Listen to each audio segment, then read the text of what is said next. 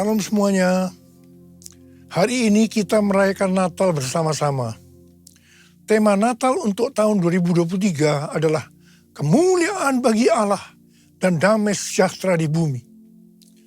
Pada waktu Tuhan Yesus lahir ke dalam dunia ini, ada dua kelompok orang yang datang kepada Tuhan Yesus untuk menyembah Dia. Kelompok pertama yaitu para gembala yang mewakili orang-orang sederhana, baik secara ekonomi maupun kepandaian. Mereka juga adalah orang-orang Yahudi.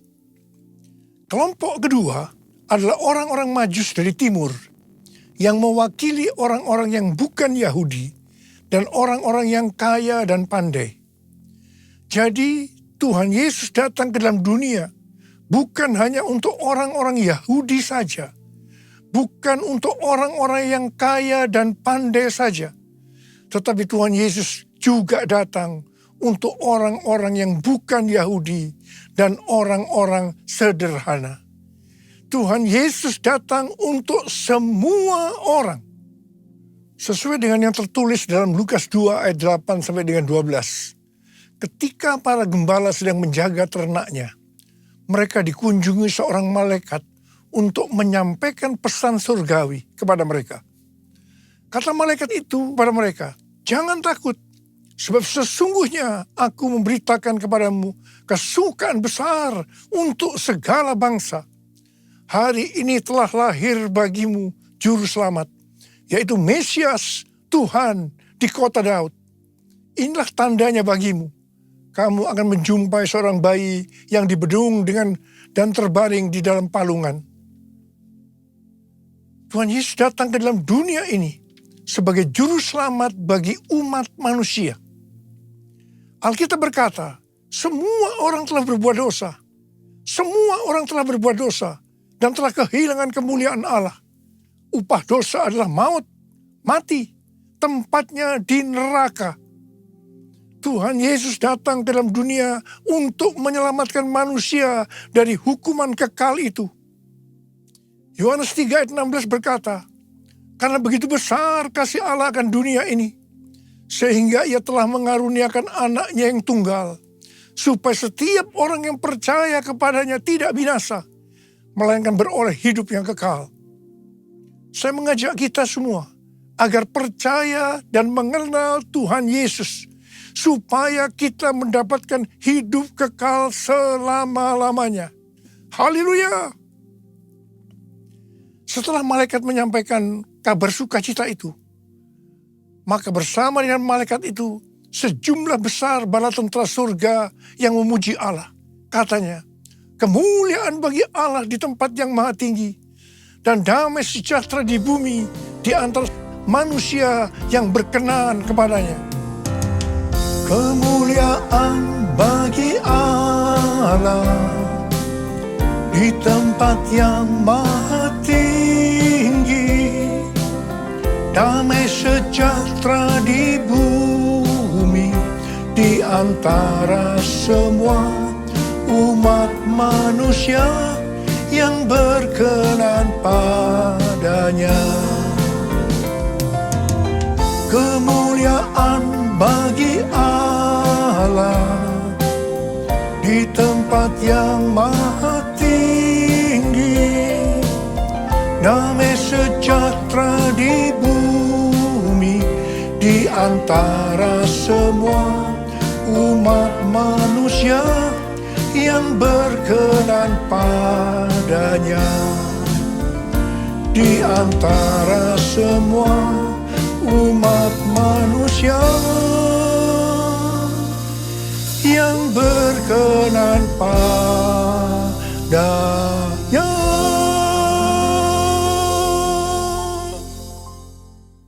Setelah itu para gembala segera berangkat ke Bethlehem untuk melihat apa yang terjadi di sana, seperti yang telah diberitahukan Tuhan. Setelah mereka bertemu dengan Sang Mesias, mereka pulang dengan sukacita sambil memuji dan memuliakan Tuhan. Karena apa yang mereka dengar dan mereka lihat, semuanya sesuai dengan apa yang dikatakan oleh malaikat kepada mereka. Melalui kisah yang terdapat dalam Lukas 2 ayat 8-14 ini, Tuhan mengingatkan kita untuk melakukan hal-hal sebagai berikut. Yang pertama, menghormati hadirat Allah. Lalu berdiri seorang malaikat Tuhan di dekat mereka, dan kemuliaan Tuhan bersinar meliputi mereka, dan mereka sangat ketakutan. Lukas 2 ayat 9. Kita perlu sadar bahwa Tuhanlah yang berinisiatif menghampiri manusia dan menyatakan kemuliaannya. Kalau kita boleh merasakan kehadiran dan kemuliaan Tuhan dalam hidup kita, itu semua karena anugerah dan kebaikan Tuhan kepada kita. Jika kita sadar bahwa itu semua anugerah Allah semata, maka kita tidak akan meremehkan kehadiran Allah dalam hidup kita.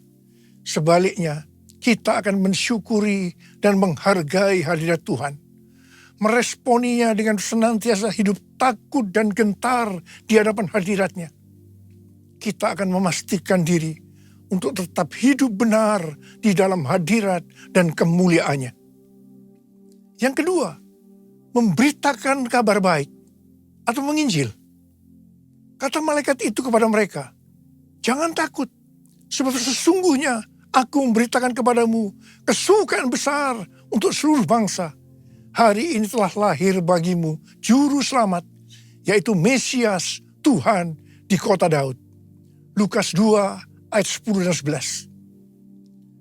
Natal adalah momen di mana kita diingatkan bahwa juru selamat dunia dilahirkan 2000 tahun yang lalu.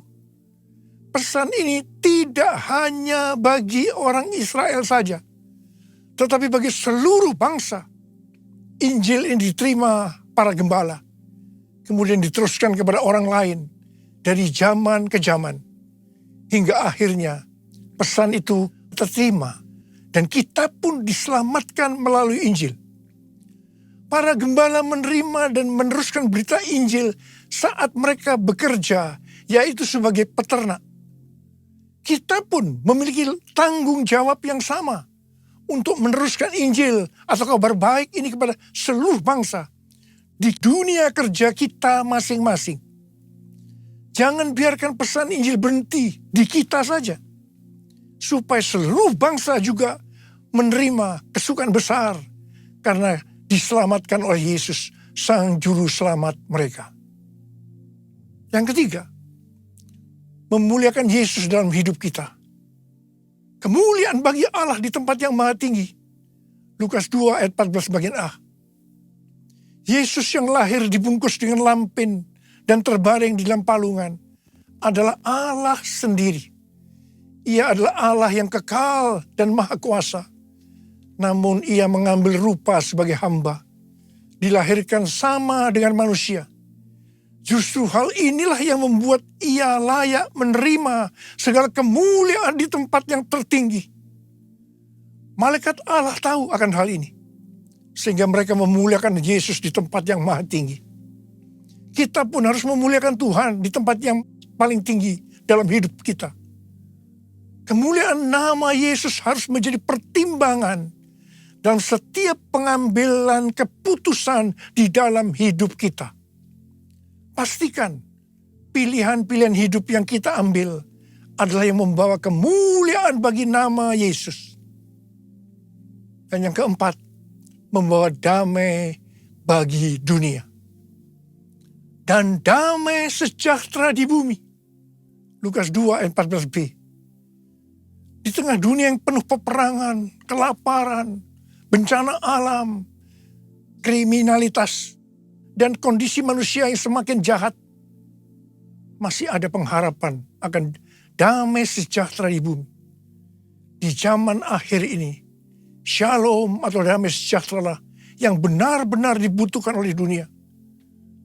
Namun dunia sulit melihat dan merasakan damai sejahtera itu di tengah kekacauan dan kejahatan hari-hari ini. Kelahiran Tuhan Yesus sebagai Raja Damai memberikan pengharapan bahwa masih ada damai sejahtera di bumi ini. Adanya kejadian perang di beberapa tempat dan kondisi politik hari-hari ini membuat pengharapan akan damai sejahtera di bumi makin relevan dan dibutuhkan.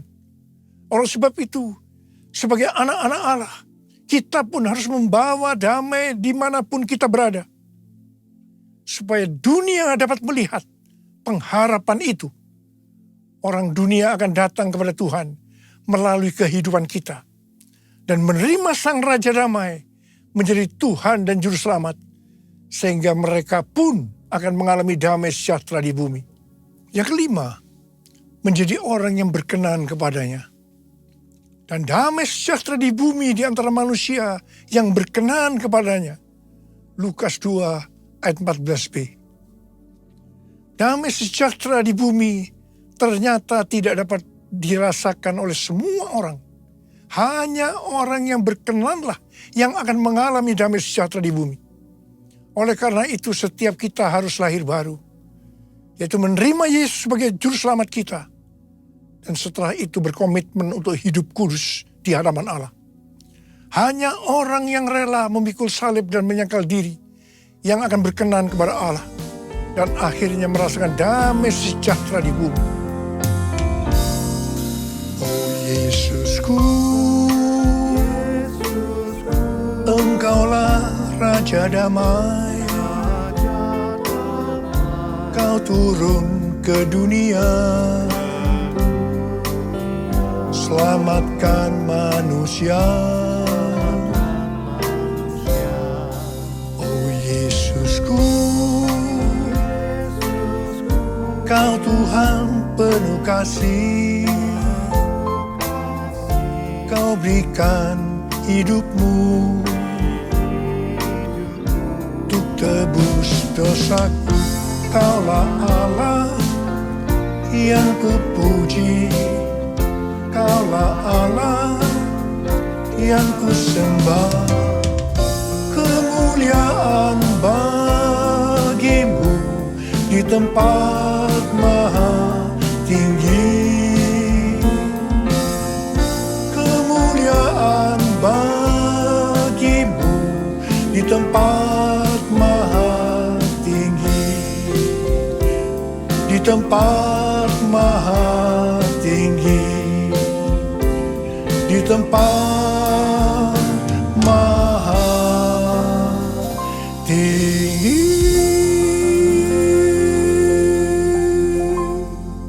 Sesuai dengan yang tertulis di Matius 2 ayat 1 sampai dengan 12. Maka orang-orang Majus dari timur dituntun untuk menemui Yesus dan menyembahnya melalui kitab para nabi.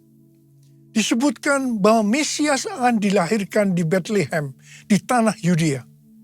Dan engkau Bethlehem, tanah Yehuda, engkau sekali-kali bukanlah yang terkecil di antara para pemimpin Yehuda. Karena dari engkaulah akan bangkit seorang pemimpin yang akan menggembalakan umatku Israel. Untuk sampai ke Bethlehem, mereka dituntun oleh bintangnya. Bintang yang mereka lihat di timur itu mendahului mereka hingga tiba dan berhenti di atas tempat anak itu berada. Orang-orang Majus itu sangat bersuka cita. Mereka masuk dalam rumah itu dan melihat anak itu bersama Maria ibunya. Lalu mereka sujud menyembah dia. Mereka pun membuka tempat harta bendanya dan mempersembahkan persembahan kepadanya, yaitu emas, dupa, atau kemenyan, dan mur. Setelah itu orang-orang Majus ini pulang ke negerinya melalui jalan lain. Hari-hari ini Tuhan berbicara sangat kuat kepada kita tentang sembahyang. Sembahyang berasal dari kata sembah dan hyang. Hyang berasal dari kata Sanskerta, bahasa Bali dan Jawa kuno yang berarti yang maha suci, yang maha kuasa. Untuk kita sebagai orang percaya, Dia itu adalah Allah yang kita kenal dengan nama Tuhan Yesus Kristus. Kata sembah ada dua macam arti. Dalam arti sempit adalah masuk dan merasakan hadiratnya dalam doa, pujian, dan penyembahan. Dalam arti luas adalah taat kepada perintahnya. Tema Natal 2023, kemuliaan bagi Allah dan damai sejahtera di bumi. Ini adalah pujian bala tentara surga meresponi pemberitaan malaikat tentang kelahiran Juru Selamat Kristus Tuhan. Dengan kata lain, bala tentara surga ini melakukan sembahyang. Selanjutnya, para gembala yang ada di padang Efrata juga meresponi pemberitaan malaikat dengan pergi menjumpai bayi Yesus. Setelah mereka melihat Yesus, kembalilah gembala-gembala itu sambil memuji dan memuliakan Allah. Para gembala ini juga melakukan sembahyang. Kisah Natal tidak dapat dilepaskan dari kisah orang-orang Majus yang dituntun bintang ilahi untuk datang ke Bethlehem melihat Yesus. Mereka sujud menyembahnya dan mempersembahkan persembahan kepadanya, yaitu emas, kemenyan, dan mur. Apa yang dilakukan orang-orang Majus ini adalah sembahyang. Kita melihat bahwa kisah kelahiran Yesus adalah juga kisah orang-orang yang meresponi kedatangannya ke dunia dengan sembahyang. Demikian juga kita semua. Tuhan ingatkan untuk banyak sembahyang dalam perayaan Natal tahun ini. Setelah melakukan sembahyang, orang-orang Majus diperingatkan dalam mimpi supaya jangan kembali kepada Herodes, melainkan mengambil jalan lain untuk pulang ke negerinya. Jalan lain ini berbicara tentang hasil dari tuntunan Tuhan bagi orang-orang yang sembahyang. Dalam perayaan Natal 2023 ini, saya mengajak kita semua untuk banyak sembahyang. Tahun 2024 akan banyak diselimuti dengan ketidakpastian. Sesuatu yang belum pernah kita alami sebelumnya sebagai akibat dari goncangan demi goncangan yang melanda bumi. Lewat sembahyang ini, Tuhan akan menuntun kita saat melalui jalan-jalan lain atau jalan yang belum pernah kita tempuh sebelumnya. Ku nyanyi Hosana bagi Rajaku yang duduk di takhta. Aku muliakan dan ku agungkan, Kau layak disembah. Ku nyanyi Hosana bagi Rajaku yang duduk di takhta. Aku muliakan dan ku agungkan, Kau layak disembah. Kau layak disembah. Kau layak disembah.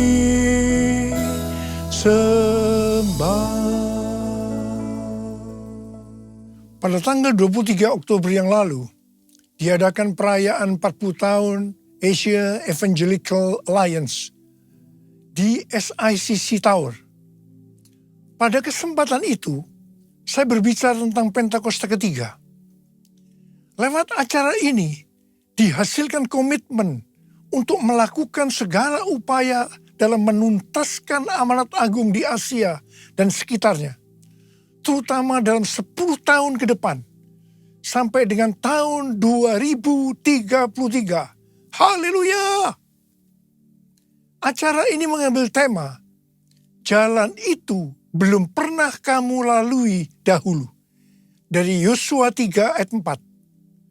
Ini adalah bagian dari kisah perjalanan bangsa Israel ke tanah perjanjian yang dipimpin oleh Yosua. Dalam menempuh perjalanan ke tanah perjanjian, mereka harus melalui jalan yang belum pernah dilalui sebelumnya. Karena itu, mereka diperintahkan untuk mengikuti tabut. Sama halnya dengan gereja Tuhan hari-hari ini. Semua memiliki goal untuk menyelesaikan amanat agung pada tahun 2033. Untuk sampai ke sana, harus lewat jalan-jalan baru yang mungkin belum pernah dilalui sebelumnya. Itulah Pentakosta yang ketiga. Bangsa Israel harus mengikuti tabut dengan jarak 2000 hasta atau kira-kira 914 meter. supaya mereka dapat mengetahui jalan yang harus ditempuh. Mereka tidak boleh mengikuti tabut dengan jarak lebih dari 2000 hasta karena akan kehilangan arah dan tidak tahu jalan yang harus ditempuh. Saya katakan bahwa gereja kita, GBI Jalan Jenderal Gatot Subroto, kita semua akan kehilangan arah kalau tidak ada tuntunan Tuhan lewat visi restorasi Pondok Daud dan tema-tema yang Tuhan berikan tiap-tiap tahun kepada kita. Demikian juga mereka tidak boleh mengikuti terlalu dekat dengan jarak kurang dari 2000 hasta untuk menghormati kekudusan tabut. Pada prinsipnya hanya orang-orang Lewi yang bisa berada di dekat tabut. Orang-orang Lewi ini berbicara tentang mereka yang menguduskan diri. Sayangnya, akhir-akhir ini kita melihat terjadinya krisis integritas di kalangan hamba Tuhan, yang beberapa di antaranya dipakai Tuhan secara luar biasa. Pengertian lainnya dari terlalu dekat dan terlalu jauh dari tabut Allah terdapat dalam Pengkhotbah 7 ayat 16 dan 17 yang berkata, "Jangan terlalu saleh, janganlah perilakumu terlalu berhikmat. Mengapa engkau mau membinasakan dirimu sendiri? Jangan terlalu fasik, jangan bodoh. Mengapa engkau mau mati sebelum waktumu?" Kita harus benar-benar memperhatikan agar tidak terlalu dekat dan tidak terlalu jauh dari tabut Allah, karena akibatnya fatal. Terlalu dekat di sini adalah terlalu saleh, perilaku yang terlalu berhikmat.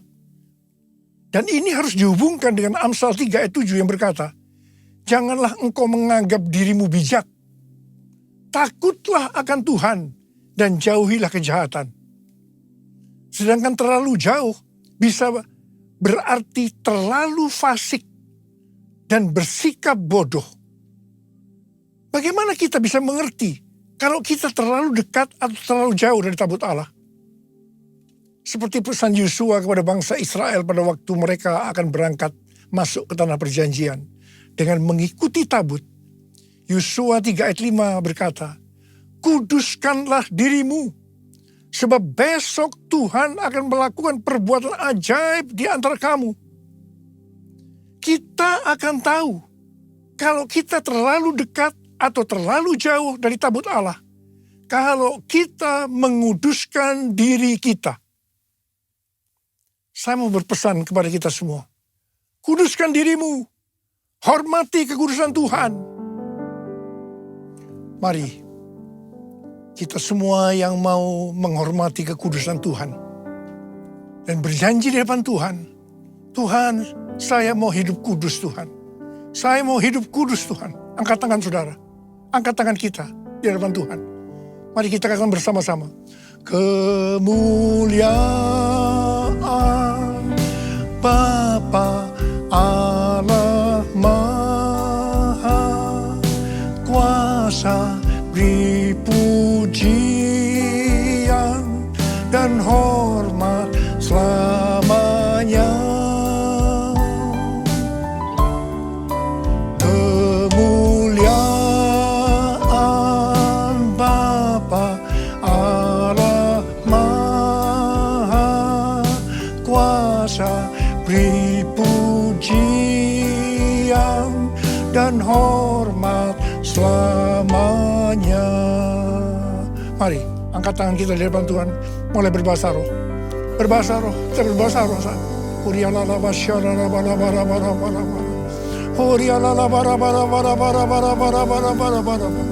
Oh ya Tuhan, ya Tuhan, ya Tuhan. Oh rana makana maya rana maya rana. Bapa, Bapa, ya Bapa, urapi kami semua, urapi anak-anak-Mu Tuhan. Kami akan masuk dalam tahun yang baru, tahun 2024. Sebentar lagi Tuhan, urapi kami, urapi kami. Kami mau berjanji di hadapan Tuhan, kami akan menghormati kekudusan Tuhan. Kami akan menguduskan diri kami setiap saat Oh, terima pengurapan Tuhan. Terima. Oh, kemuliaan Bapa Allah Maha Kuasa, beri pujian dan hormat selamanya. Kemuliaan Bapa Allah Maha Kuasa, beri pujian dan hormat selamanya. Selamanya. Selamanya. Tuhan, terima kasih. Bapa, terima kasih. Terima kasih. Terima kasih. Dalam nama Yesus. Amin. Saudara, saya mengucapkan selamat Hari Natal tahun 2023. Tuhan Yesus memberkati kita semua berlimpah-limpah. Amin.